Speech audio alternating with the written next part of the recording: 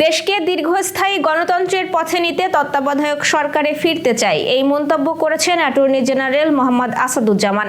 আজ সর্বোচ্চ আদালতে তত্ত্বাবধায়ক সরকার বাতিল সংক্রান্ত মামলার আপিল শুনানির দিন ধার্য হওয়ার পর সাংবাদিকদের সঙ্গে আলাপকালে তিনি এসব কথা বলেন। তিনি বলেন, আমরা মনে করি ত্রয়োদশ সংশোধনী বাতিলের রায় সংবিধানের মৌলিক কাঠামোকে আঘাত করেছে। এই রায় ক্যান্সারের মতো। নির্বাচন ব্যবস্থা, গণতন্ত্র, ভোটাধিকার ও সাংবিধানিক প্রতিষ্ঠান ধ্বংস হয়ে গেছে, তাই রায়টি বাতিল হওয়া দরকার।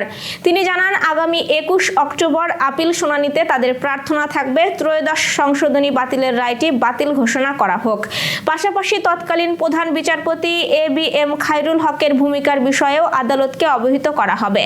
আদালত বিএনপি, জামায়াত, 5 বিশিষ্ট নাগরিক সহ বিভিন্ন পক্ষের করা রিভিউ আবেদন থেকে আপিল শুনানির আবেদন মঞ্জুর করেছেন।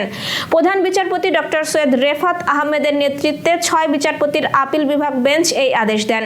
তত্ত্বাবধায়ক সরকার ব্যবস্থা সংবিধানে অন্তর্ভুক্ত হয় 1996 সালের ত্রয়োদশ সংশোধনীর মাধ্যমে, কিন্তু 2011 সালের 10 মে সুপ্রিম কোর্টের রায়ে তা বাতিল করা হয় এবং পরবর্তীতে সংসদে পাশ হয় পঞ্চদশ সংশোধনী।